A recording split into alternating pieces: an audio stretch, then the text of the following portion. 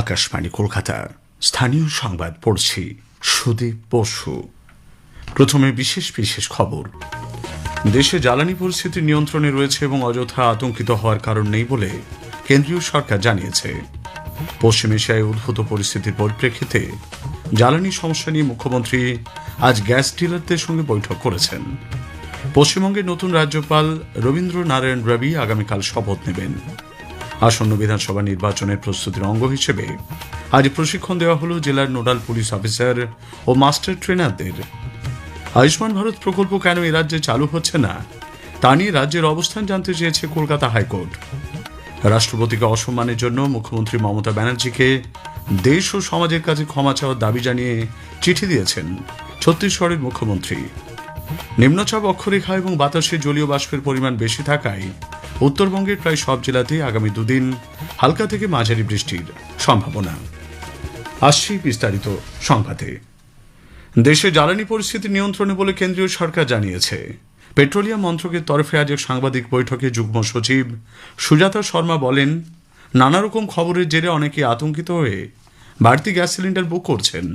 তা নিয়ন্ত্রণ করতেই দুটি গ্যাস বুকিংয়ের মধ্যে ন্যূনতম ব্যবধান 21 দিন থেকে বাড়িয়ে 25 দিন করা হয়েছে। অযথা ভয় পেয়ে বাড়তি সিলিন্ডার বুক না করার আর্জিও জানিয়েছেন তিনি।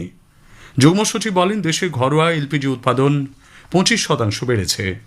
বাণিজ্যিক গ্যাসের ক্ষেত্রেও হাসপাতাল এবং জরুরি পরিষেবাগুলিকে অগ্রাধিকার দেওয়া হচ্ছে। हमारा domestic LPG production has increased by 25%, and all these domestic LPG is being directed towards household consumers. For non-domestic LPG, priority is being given to essential sectors such as hospitals and educational institutions. The committee is consulting with state authorities and industry bodies to finalize a plan to ensure that available LPG is distributed in a fair and a transparent manner.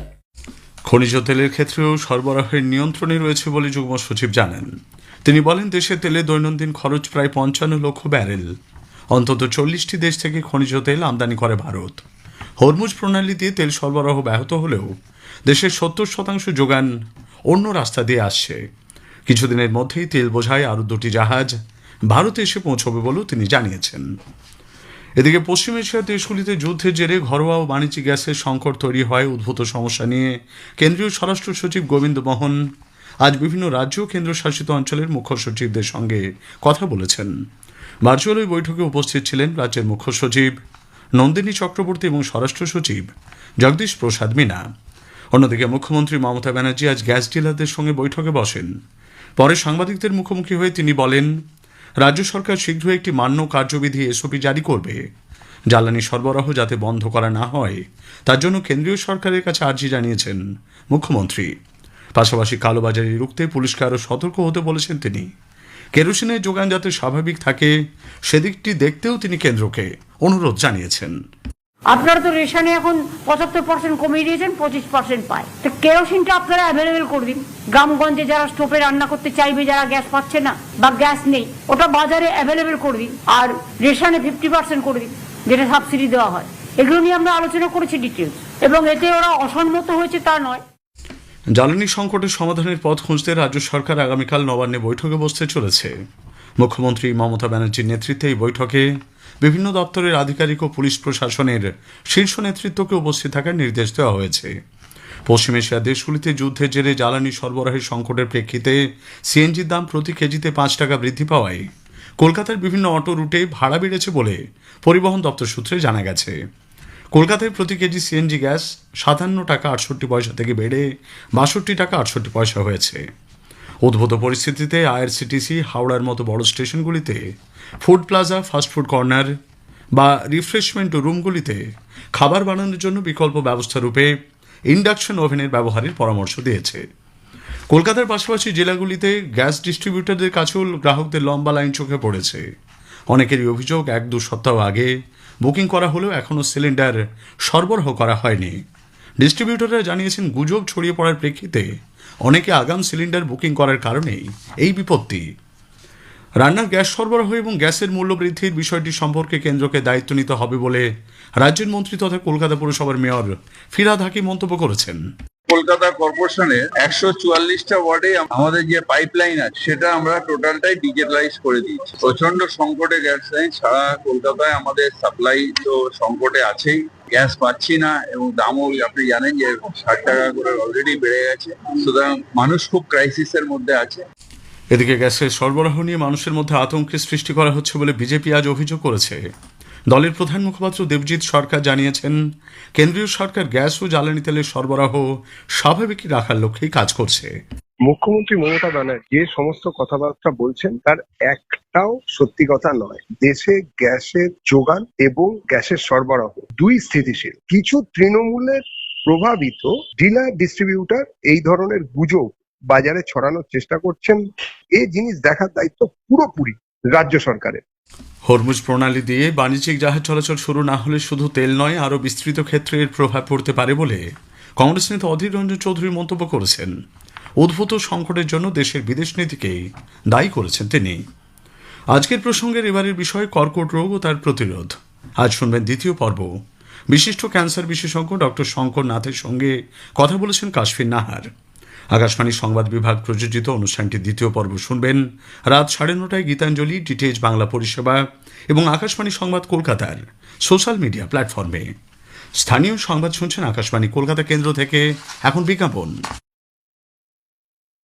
ও দিদি, শুনেছো খবরটা? আমাদের লক্ষ্মীর ভান্ডারের টাকা বেড়েছে। তাই নাকি? বেড়েছে? হ্যাঁ, মাননীয় মুখ্যমন্ত্রী মমতা বন্দ্যোপাধ্যায় আমাদের জন্য টাকা বাড়িয়ে দিয়েছেন। এই ফেব্রুয়ারি থেকেই সবাই 500 টাকা বেশি পাবো।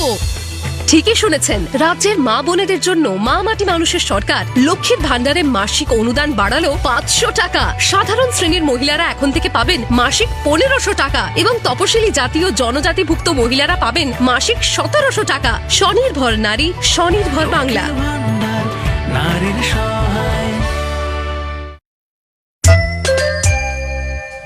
পশ্চিমবঙ্গের নতুন রাজ্যপাল রবীন্দ্রনারায়ণ রবি আগামীকাল শপথ নেবেন।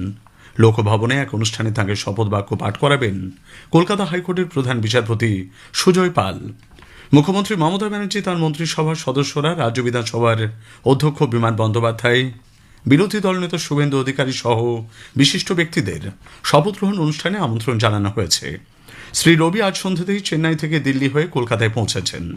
তাঁকে বিমানবন্দরে স্বাগত জানান মুখ্য সচিব নন্দিনী চক্রবর্তী, দমকল মন্ত্রী সুজিত বসু, রাজ্য পুলিশের ডিজি, কলকাতার পুলিশ কমিশনার প্রমুখ।